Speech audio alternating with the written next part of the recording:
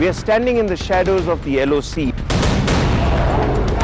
जैसे ही मैं फायर खोलता हूँ, सबने 2-2 मैगजीन फायर कर देनी है.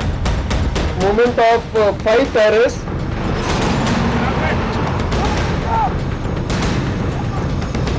If I see movement, I open fire and I put the man down. When Pakistan first invaded this territory with the intention of capturing Jammu and Kashmir in October 1947, India responded by pushing the invaders back along what came to be known as the ceasefire line and is now known with some modifications as the line of control. And over the next 30 minutes, we'll give you a glimpse of a soldier's life along the LoC. That is a lot more than barbed wire fences and bunkers along what is perhaps the world's most fortified military front line.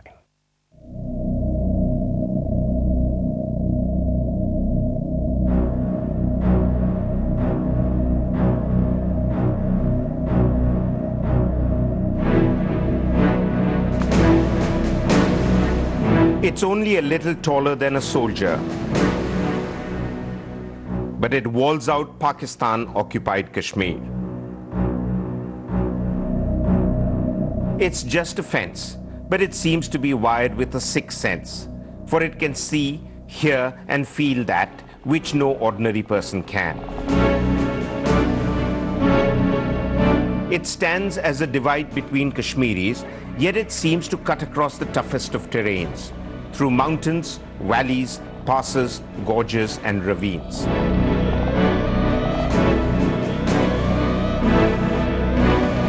This multi-tiered electrified fencing along the 740-kilometer line of control may not be impregnable, but it doubles up as an active surveillance system, a force multiplier for every battalion commander guarding the sanctity of the line of control. This is a very, very challenging environment. My primary task is to ensure sanctity of the line of control. Apart from this, task is also to ensure that no infiltration takes place in my area of responsibility. But one thing is very clear, there is no room for complacency on the line of control environment. We cannot afford to lower our guard.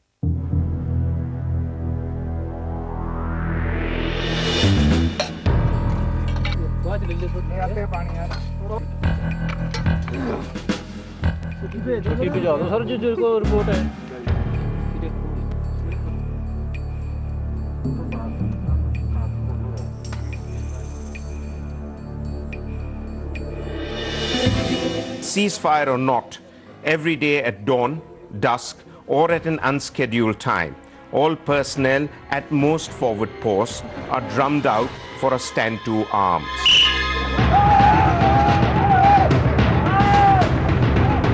This is when everyone is expected to leave everything and take positions around the post to defend against an attack.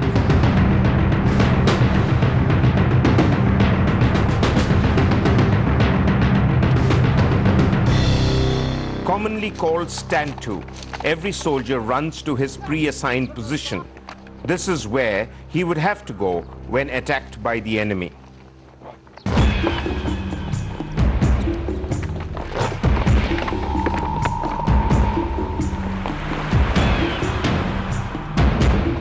It's a hangover from trench warfare, but the idea remains the same. Strengthen a unit's security, especially at dawn and dusk, as most conventional attacks are usually under the cover of darkness.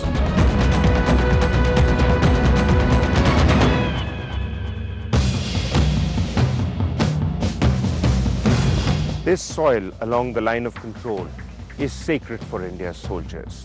Many posts here have been defended unto death in the 3 wars that followed with Pakistan since independence and confrontations thereafter.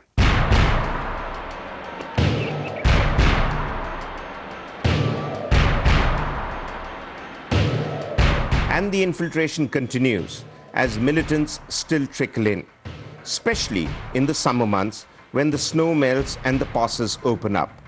This is when freshly trained militants leave their launch pads and attempt a crossover.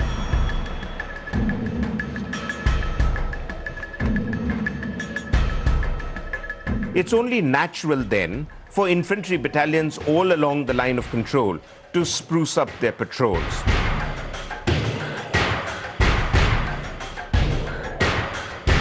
And react to every bit of intelligence that comes their way, from captured or surrendered militants and human sources to electronic surveillance reports and even radio intercepts.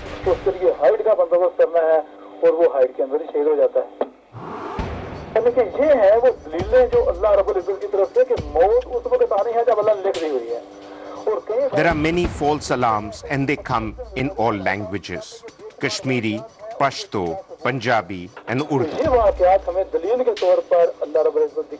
And it's often quite a task for the men at the battalion's surveillance center to sift through the noise and junk of radio intercepts.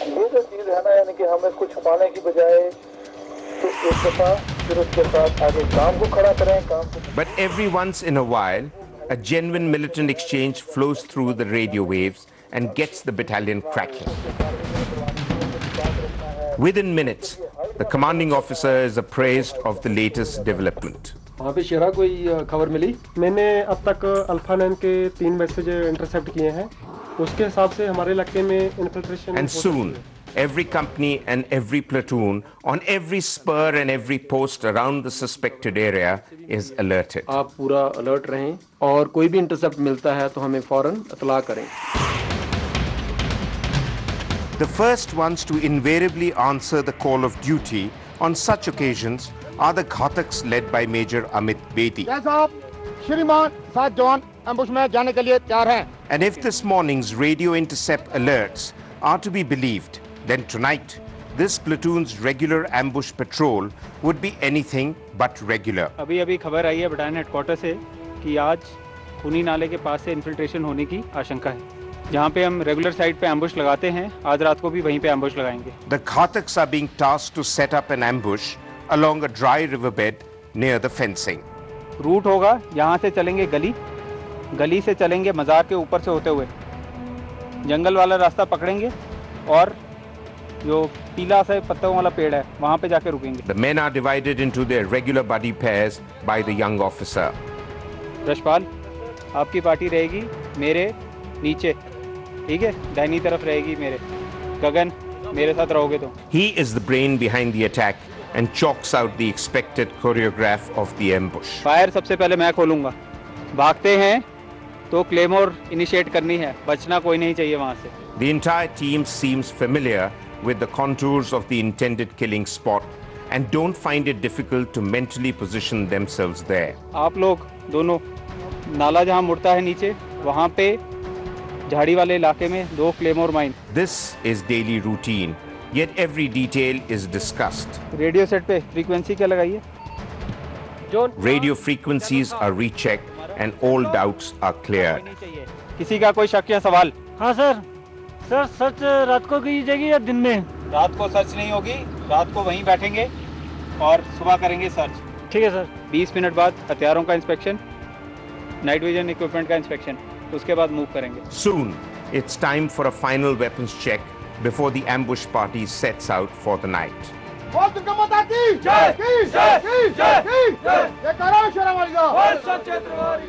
We are standing in the shadows of the LoC, which until the 1971 war was known as the ceasefire line, but after the Shimla Accord was redesignated as the line of control to give it political significance, because the LoC is in many parts both a geographic and a demographic divide.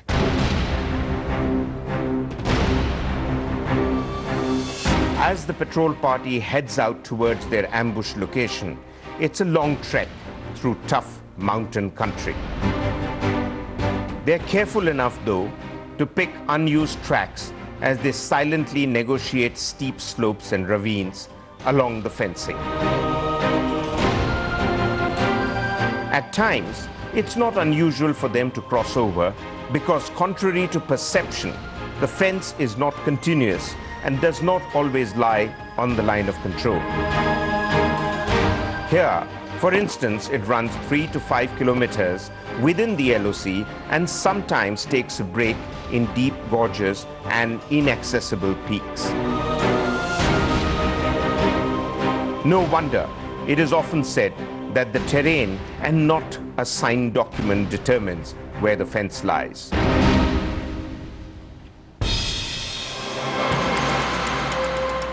In the meanwhile, it's a taut surveillance center at the battalion's tactical headquarters. The reports from the unattended ground sensors, or UGS, strategically deployed around the fencing are monitored closely.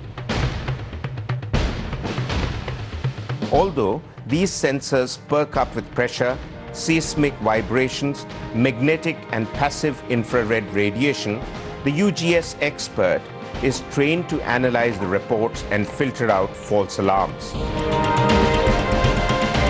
The Battlefield Surveillance Radar, or the BFSR, is also on high alert.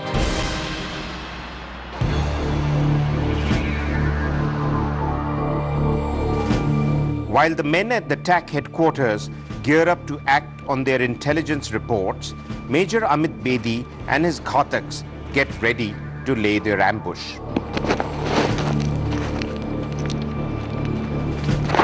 The scouts are the first ones to recce the site and clear the team's approach.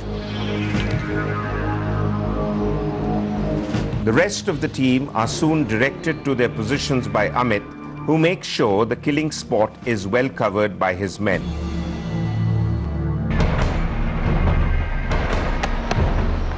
Claymore. As per the plan, the stop group also quickly plant claymore mines to block all possible exits before taking cover behind a huge rock.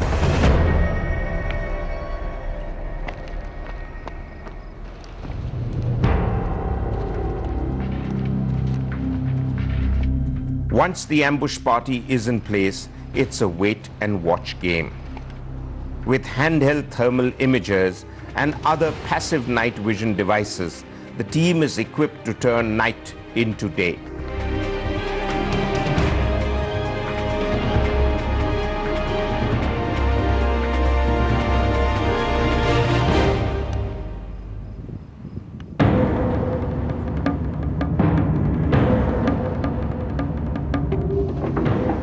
Dada Saheb बेटा कहाँ हरकत break हुई है सब इलाका black rock के पास हरकत हो रहा है साहब 1 2 3 4 5 of them. But militant movement along the line of control is first spotted and confirmed by the long-range reconnaissance and observation system installed at the battalion's tactical headquarters. Sultan for Feroz, message over. Feroz for Sultan, pass you message over. Movement of 5 terrorists. It has been detected in jungle area, Black Rock. The commanding officer immediately alerts his ambush party and gets a quick reaction team activated.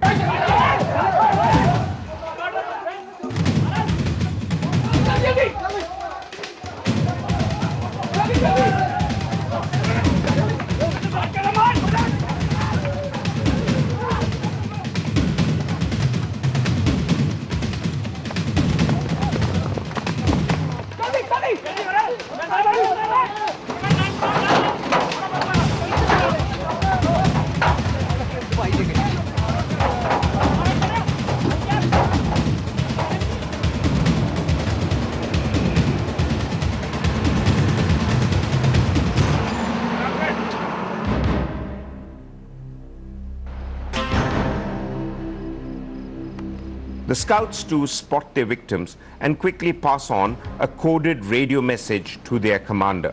संतरे बिक रहे हैं। कितने बिक रहे हैं? 5 खरीद लो।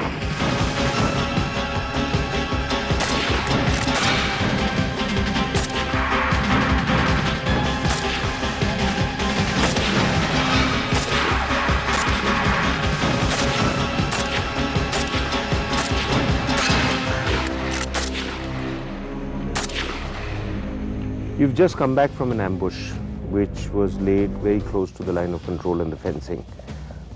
Why is it important to continue to lay ambushes along the LoC, which is fenced, and there is heavy coverage of that area with radars? Over here we have got a lot of surveillance equipment but still there are few places which get left out, or there are places where surveillance equipment might give us information, but reaction time might not be so much. And the equipment that is there, it is basically to give us information, and our aim is to kill the terrorists that are infiltrating. So physical presence is important. Tell me now, as somebody who is there in an ambush, your rules of engagement are very clear. If you intercept movement in the area that you've laid an ambush, do you automatically open fire, or do you give a warning, or do you only go out and put ambushes on specific information and not on beaten tracks which are often used by so-called terrorists and militants? Specific information ambushes are there, of course, but on a regular basis also we put ambushes. And the area where we operate, either we are there or they are there. So there is no warning, no nothing. If I see movement, I open fire and I put the man down. Okay, how old are you? I am 26. And at 26, you are bold enough and you feel completely in control of a life and death situation like an ambush that you have been going in for, and you are prepared that in a worst case contingency you could either lay down your life or ensure at least the men with you who are injured, you'll get them back alive. Yeah, I'll not like to lay down my own life. I've come here to kill terrorists. I've not come here to lay down my own life. Okay. But the men that are there under me, their security is paramount to me. So for a man who's already coming inside, I'll not try to risk too many men, my own men. I'll not like to risk them so that they get injured, and I don't want to injure any of my own men. At the same time, I want the other man dead. While for most people the line of control symbolizes an active front line, for those who serve here, there's another side to the story.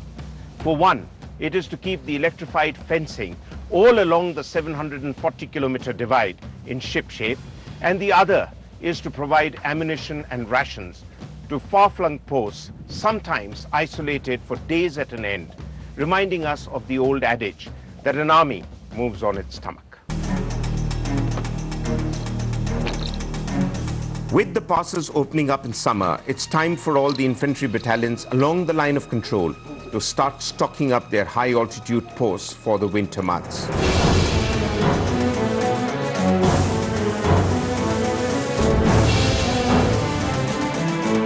Gallons of kerosene are first on the rations list. These fuel cans are ported up to the forward post through mule convoys.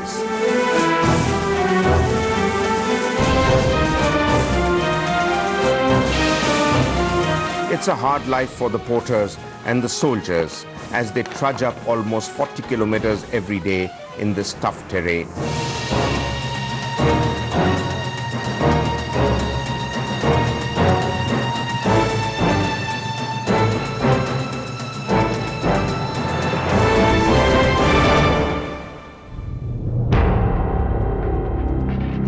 A few miles ahead of them, on the same track, is a demining party.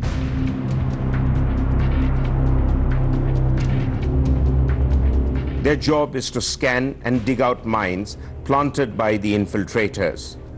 It's a painstaking process these days, as mines no longer have any metal in them and so don't get caught on metal detectors.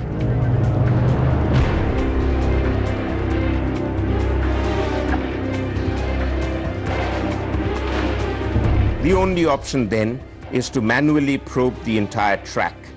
And while the soldier's body armor keeps him safe, the scale and monotony of the task is daunting.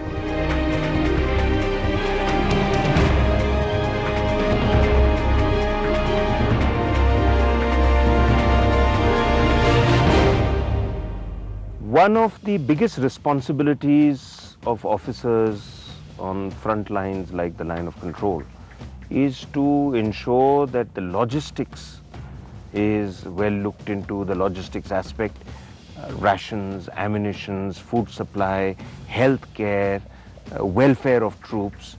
So in terms of logistics, what do you feel is your major preoccupation here with regard to so many posts that you have in far-flung areas? Since we know that this is a every year phenomena, snowfall has to take place and the posts have to get cut off.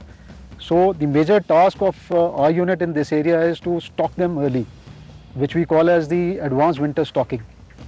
In this, the procedure starts in the month of May itself, and we start stocking the posts with the specialized ration, which includes tinned milk, tinned cheese, tinned mutton, and many other items. So how many days do you normally stock them for?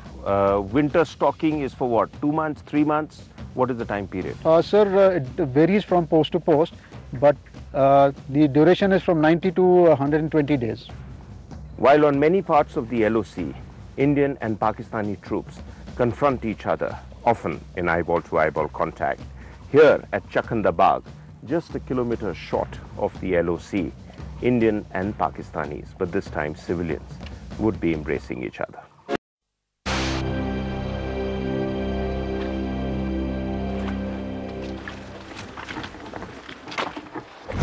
It has sometimes been said that if you solve the problems in Kashmir, you won't have a problem of Kashmir.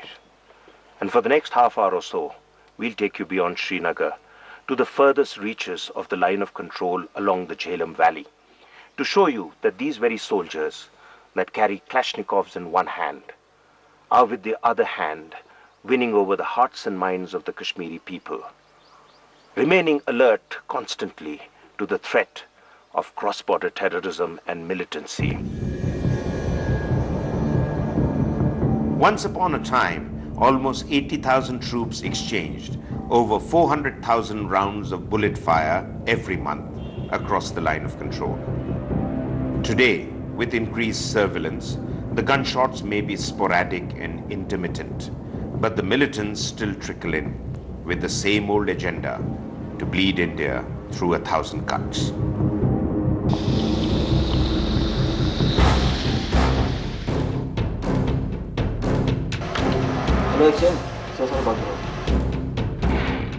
बकरा गली में कुछ हरकत हो रही है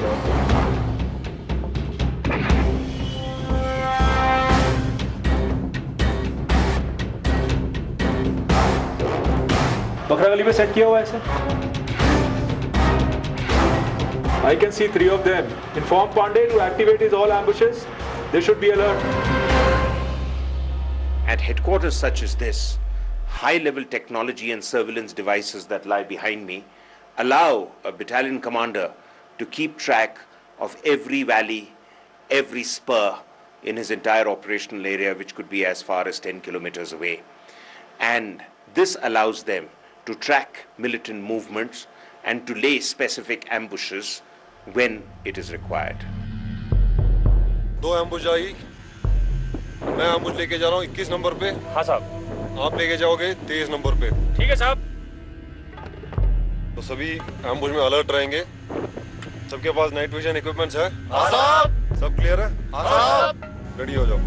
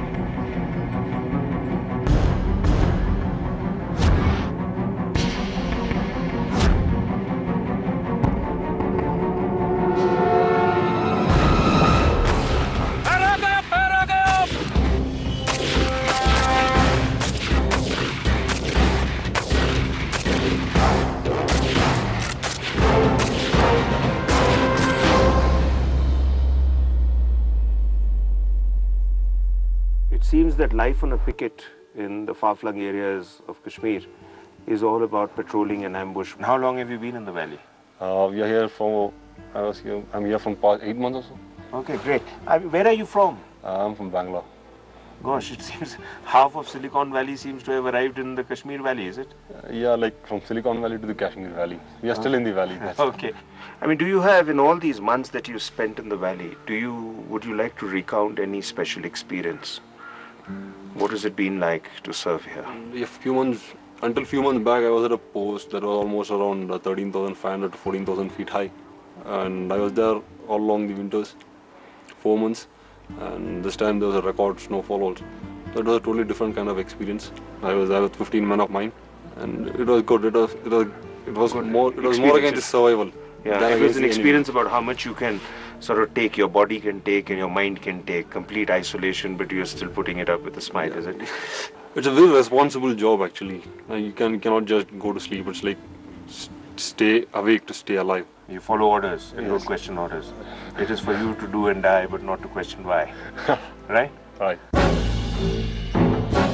In combat, he leads a battalion of almost 800 soldiers. Together, they protect 20,000 lives, man 16 pickets, and guard almost 10,000 meters of fencing. And as their commanding officer, he is the leader, soldier, and administrator. Because in these remote, far-flung regions of India, the only semblance of the government's authority is the CO of an infantry battalion. And it's from tactical heights like Zorawar here, they watch over their territory, fortifying every acre in every direction that the crow flies. For the villagers, for the local population, the CO of an infantry battalion deployed in obscure locations like this symbolizes authority, governmental, Indian authority. How do you see that? When I look at the entire role of my battalion here in this Sewa, it is diversified. We have an operational role, we have a training role, we also have the role of management of the local population. Do you see that really as a true reflection of your role here? You see, here we are dealing with resources. We are not just doing it on papers. If we go to move, let's say, the microhydel project onto one of the remote villages, well, we got to get a turbine from somewhere, we got to get the labor from somewhere, and we got to implement that in a time-bound frame. So what we actually deal with is not just paperwork, we got to move things on ground. I'm told some of your men and your troops are deployed right on those ice-clad peaks. I mean, how do you feel in this balancing act between a post and a picket here, which is tactically sited? You see, I'll put it across in a manner that the primary role is basically to safeguard the line of control over there. And the posts which are there on the high altitude are always at the back of your mind. Because some people may think, you know, it's only the winters that we go through. Well, it's not just the winters. Even in an environment like this, it's the lightning which is there at times causes a lot of problems. And obviously, winter stocking is an issue. Oh, yes. Where rations are kept. Definitely. For contingencies which could last up to months. Clothing, getting the letters across to them. Oh, yes. Newspapers reach them, what, once a week or something? Well, you know, you'll be surprised that even on posts like that, we have got communication which is foolproof, and a boy sitting there can talk to his house almost every day if he desires so. Fascinating. I mean, how times have changed. In our time, you couldn't get radio set communication across from one hilltop to the other unless the line of sight was clear. भाषा सीखी, जो भी इनके लिबास है मैंने उसे ही लिबास यहाँ पहनना शुरू किया। ज़्यादातर मेरी एज के लड़के यहाँ पर दाढ़ी दूढ़ी मेरी जैसी रखते हैं, तो मैंने उसी हिसाब से अपनी दाढ़ी को रखना शुरू किया। Men like him are the chief intelligence gatherers in Kashmir. Every stranger comes under their scanner. Spot a man buying an exceptionally large number of biscuit packets or dry cells, and they smell danger. The man could be a potential terrorist hoarding rations for his hideout.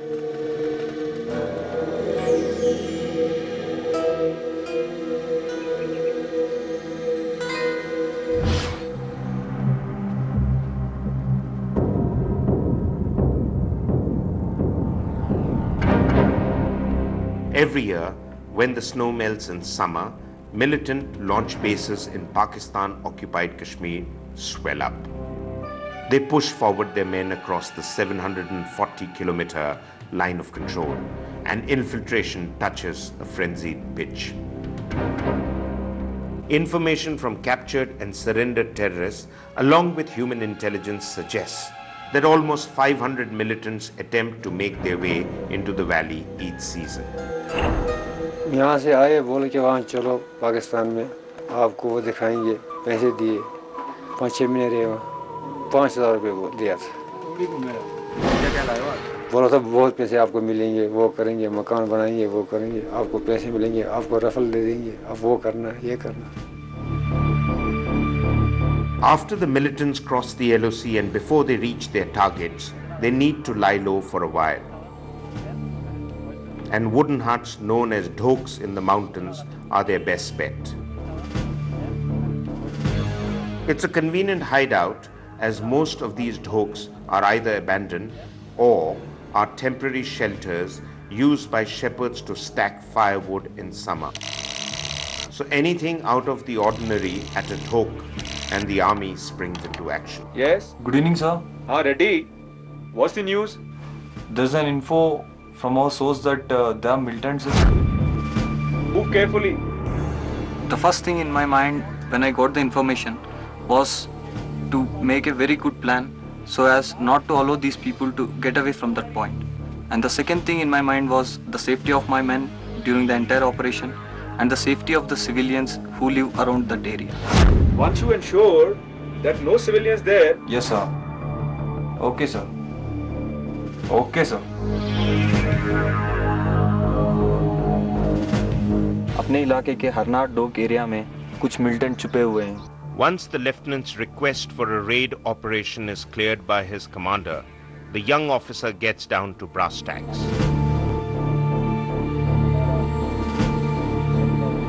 A clay model map etched with the contours and terrains of the dhok is used to brief his platoon. हम fire का जवाब fire से देंगे. The men are divided into 3 groups: the assault party, the firebase party, and the stop party. Firebase party ज़्यादा से ज़्यादा fire डालने की कोशिश करेगा.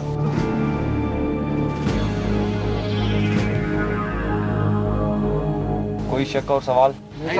The attack is well choreographed, every detail discussed, final positions marked out, weapons checked, contingency plans drawn out, and when ready, a final rehearsal check. अगर शक और सवाल नहीं है तो 15 मिनट में रिहर्सल के लिए तैयार.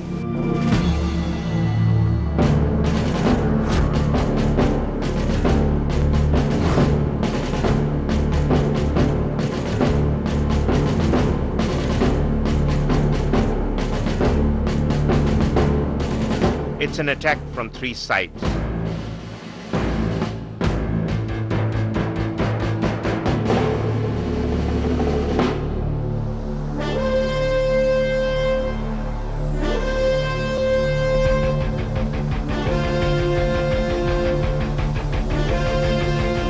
The assault group, led by the lieutenant, moves in for the kill from the front.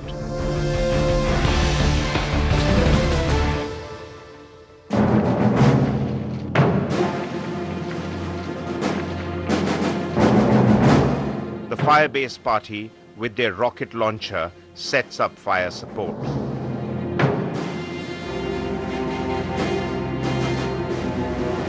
And the stop group takes up vantage positions to ensure no militant gets away. What follows now is a simulated attack with no damage to anyone's life or property.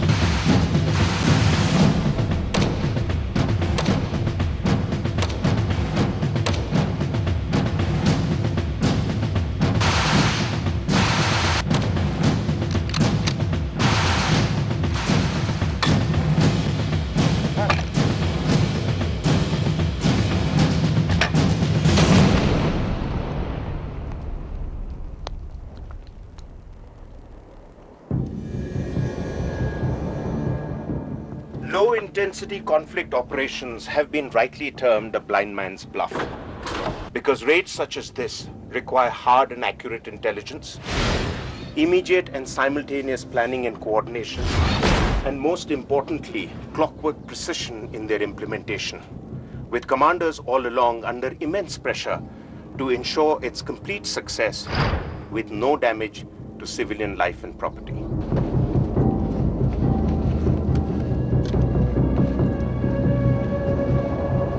Here you are in Kashmir. Yeah. You are interacting with the civilians, you are meeting the shepherds, the Gujars, the Bakarwals, the Kashmiri Muslims. I mean, briefly, what is your understanding of them? See, there was a time when these people were completely against the army, but these days the times have changed. There's a lot of change in local people who really want to help the army, but even though people have changed, there are many people, a fraction of people who still carry the mindset of having some grudge against the Indian army. Oh yeah, that'll always be there. I mean, you can't have 100% acceptability. Now tell me, I mean, this is management, to my mind, this is management at its best. Okay. Very few business schools in the country can ever teach you this. How old are you? I'm 23 years. And in 23 years of age, you've already played with life and death. See, in my OR, even though I carry a AK in my hand, I've just made a water project for them, which gives electricity to very poor people who can't afford to buy electricity. So the people who live in and around my area, they are very helpful to the army. They always mingle with me. They get their problems to me and try and solve them. Yes, there are few people, a fraction of people who are against the army, and we are working towards it. Right, so that means things have changed for the better, and we are now looking at a situation which has changed quite dramatically than what it was 10 years ago. Yes, yes.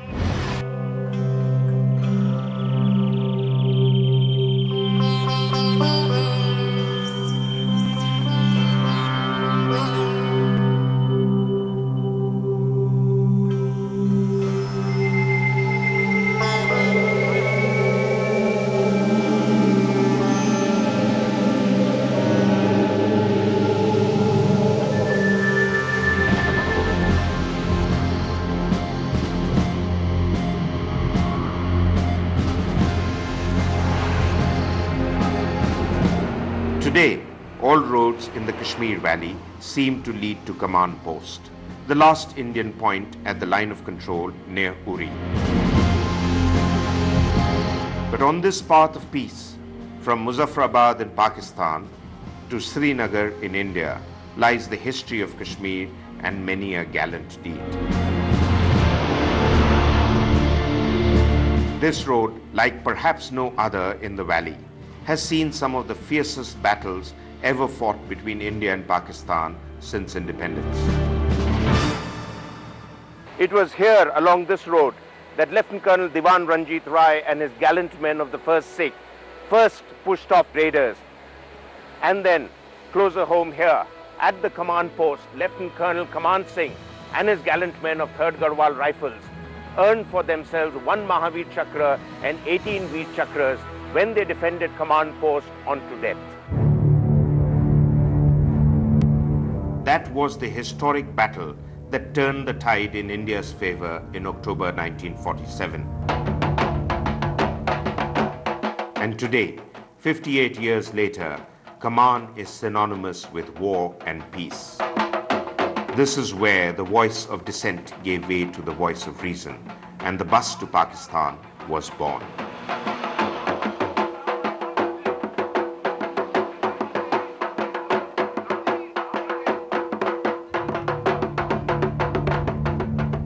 The reopening of the 170-kilometer long bus route journey from Srinagar to Muzaffarabad that runs from Baramulla, Uri, via the Aman Setu bridge and on to Muzaffarabad was an important step in India's grand strategy for Kashmir.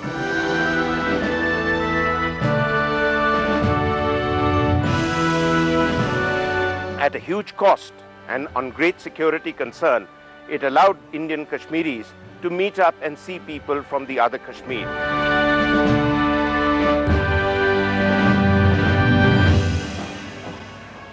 But for the militants and the minders, it had two serious consequences.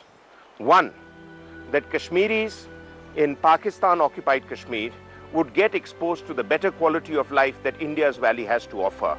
But at a more serious level, if this interaction continues along 5 points on the 740-kilometer long line of control, it could eventually put even the militants out of business. But the Kashmiris here say that the wounds of separation are so deep that it will take many more buses for them to heal. Until then, the command post in the shadows of a peace initiative will continue to remain the last Indian post guarding the valley from infiltration.